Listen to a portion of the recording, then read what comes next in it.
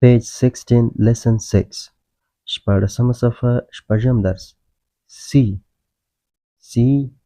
ک C د ک اواز ورکوي تقریبا موږ تاسو ته کا توري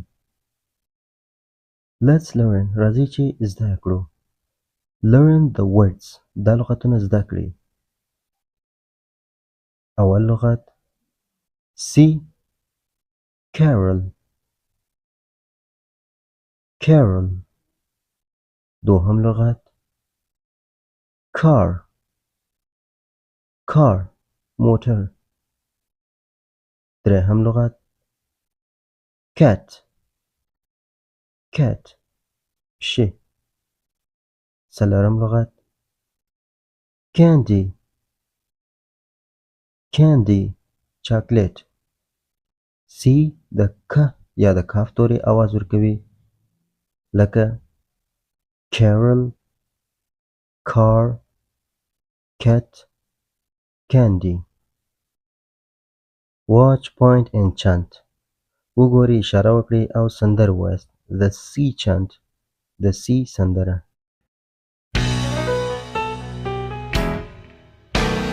C. Carol. Hi. Carol. C. Carol. Hello. Carol. C. Carol. Hi. Carol. Carol. Hello. C. Cat. C. Candy. C. Cat. C. Candy. C. Cat. C. Candy. Cat. Candy. Car.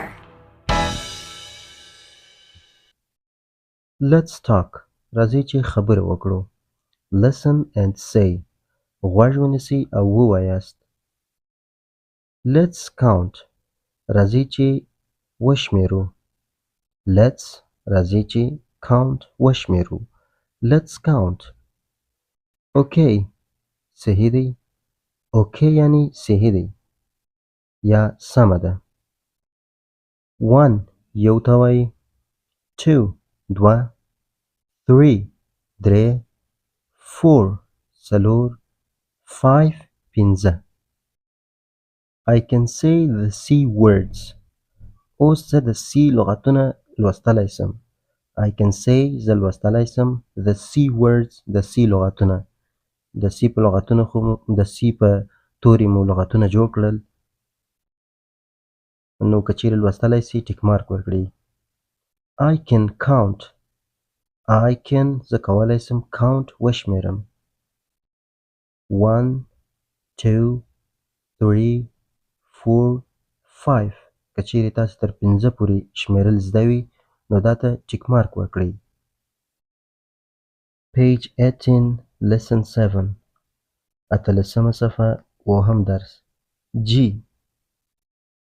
گ G گ G د گ اواز ورکوي Let's learn راځئ چې زده کړو Learn the words لغتونه زده کړئ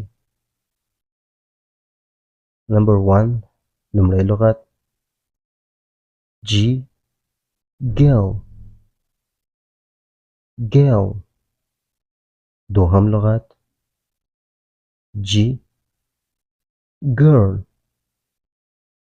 girl انجلی درهم لغت gorilla gorilla یو ډول غټ بیزوګۍ ده په ځنګلونو کې پیدا کیږي څلورم لغت game game بازی یا لوبه نو G د گ اواز ورکوي د ګ په ډول گ G د گ اواز ورکوي لکه girl girl gorilla game watch point and chant وګورئ اشاره وکړئ او سندره ووایاست د G chant د G سندره یا شعر G. Gail. Hi. Gail. G. Gail. Hello. Gail. G. Gail. Hi. Gail. Gail. Hello. G. Girl.